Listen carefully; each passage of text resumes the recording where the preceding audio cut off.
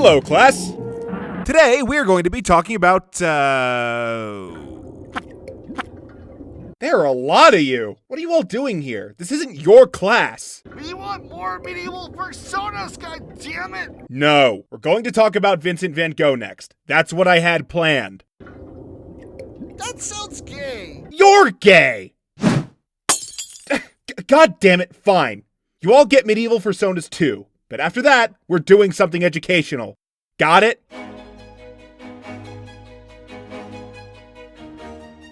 So if you weren't here for the last video, what we did was we took the Wikifur data for the top 16 entries of the most popular Fursonas and compared them to the medieval bestiary, an online sourcebook of what ancient and medieval European people thought about all kinds of different animals. If the animals aren't European, I use the lore from around the same time for whatever culture the animal applies to. This is part 2 of that video, so go watch that one if you're out of the loop. So without further ado, we start with... I fucking hate Stuart Little. I know what you're thinking. This is some kind of funny joke, but no. Mice! I think there's a little confusion amongst the medieval chroniclers about how you all do the deed, because somehow it was believed that you all conceive through the mouth, get pregnant by licking, and then are born out of the dirt. Well, I guess those are the kinds of harebrained ideas you come up with when you live in the 13th century Catholic equivalent of an incel server. But enough of that. There's other strangeness associated with your kind, like how you're naturally moist, a phrase that will get you slapped in the face and banned from the Texas Roadhouse if you use it on a first date. Ask me how I know. Problems with my flirtatious approach aside, the other notable things about you are that you smell like a League of Legends tournament, but only to elephants, and that your ashes can be mixed with honey and oil to cure earache.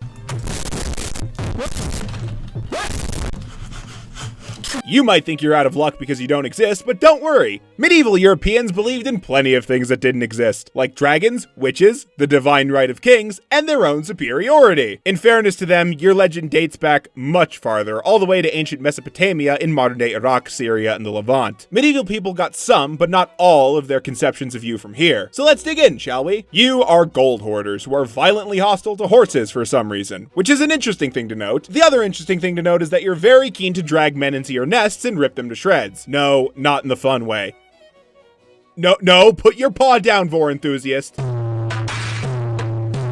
Ferrets, one of the best animals on accounts of being a fellow mustelid. You might be officially known as ferret, but you're colloquially referred to as a fury because you're a vicious little fucker. You are killers, and brutal ones at that. You'll attack basically anything you feel looks at you the wrong way, but you have a particular hatred for rabbits, who medieval people thought you hunted not even for food, just to drink their blood and bask in the thrill of stuffing out another life. Oh, but look at that face.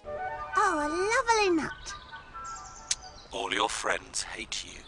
Squirrels, you have an incredibly incorrect set of assumptions about you. Alexander Neckham, writing in the 12th century in England, seemed to think that you were a water-faring animal who used tree bark as a boat and your tails as a sail. So if a life of piracy seems to be calling to you strongly, that's probably why. As for others, Thomas of Cantimpré, writing in 13th century France, starts your entry in his encyclopedia by noting that you're banned by law, not the least due to your greediness, hostility, and lethality to the other beings of the earth. Thomas of Cantimpré then goes on, once again, to repeat the legends of your high seas swashbuckling tactics. So surprise, squirrels, I guess you're all pirates.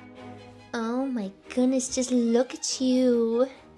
Oh, look at you, are you just a good boy? For some reason, you all don't feature in any medieval European manuscripts, which makes no sense because your species is native to the Mediterranean world, and notably, they have imaginary animals from fucking Persia documented. But no, I guess I'm gonna have to dust off my Egyptology for this one. To the Egyptian peoples, you were a pretty common feature in death-related mythology, and that was due in no small part to your tendency to hang around on the western side of the Nile River where the corpses were buried and use the recently interred as a kind of fucked up DoorDash. Because of this, oddly enough, you were important protection figures in the afterlife, and making offerings to your kind so that you would spare dead loved ones was a common occurrence. So, there you go, mediators of death and judges of souls.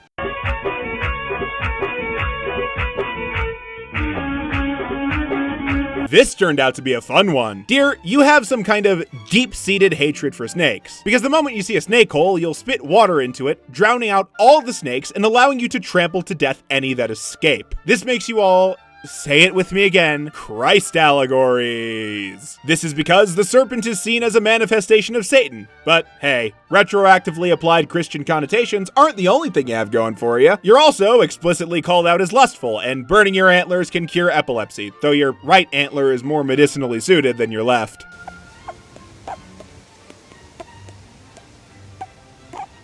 Surprisingly enough, you guys are not an allegory for Satan. However, most medieval scholars start off their entries by specifically referring to you as ignoble, so don't hold your breath for too long. You were actually categorized as a bird back in the day, the only bird who could give birth to live children. But perhaps the funniest thing about you is that it was suggested that you, quote, fell like grapes, so that if one of you fell down from the ceiling, the rest of you would fall with them, which is just comical, and I love it. In any case, Hot Topic wouldn't be invented for at least another 800 years, so you're gonna have to wait a while after Thomas of Cantipré to really hit your stride as a species.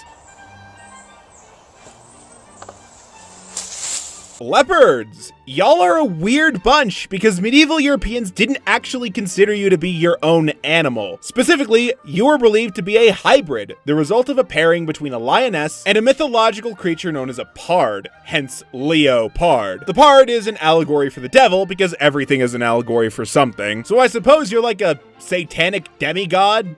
A demi-Satan? I don't fucking know, I'm not an orthodontist. Anyway, they also thought your coats and spots could change color depending on your mood, like a chameleon. Or those shitty little rings at gas stations that sit somewhere between the tobacco dip and the sketchy dick pills with gorillas on the package. Says, Cajitas wares, if you have coin.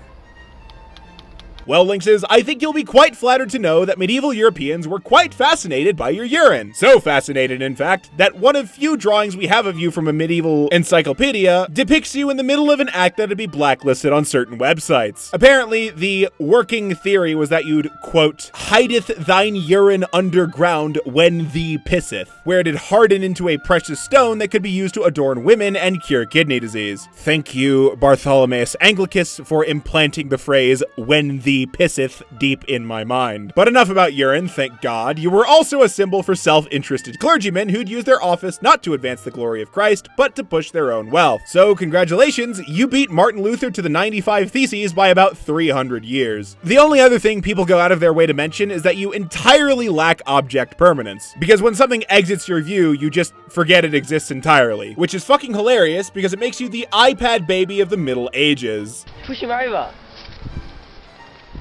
Kangaroos, before Europeans invaded your homelands to extract your wealth and offer you nothing but bluey in return, you were mythologized by the Aboriginals. To the Aboriginal peoples of Australia, you're a trickster who uses your smarts to ward people off against greed and hubris. In addition, you're quite the symbol of strength, agility, and adaptation, which are all admirable things to represent.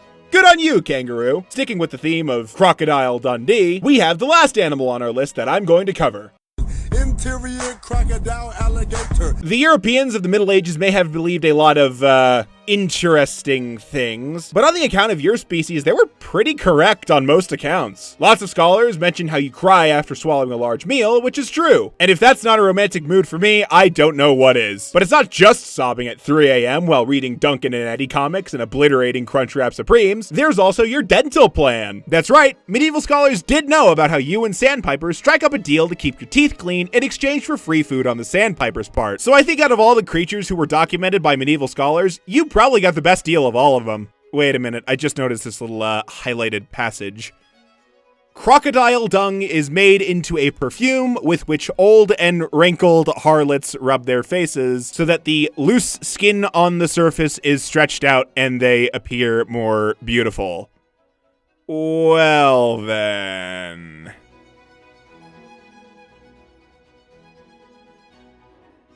And that's the game! This whole furry history fusion has been a fun little departure from my deep dive into the endless abyss that is the Italian peninsula in the late Middle Ages. I'm glad that my last video got so many views and all the support it did. You all have been wonderful. I've been Pip. Thank you so much for watching, and I'll see you again soon.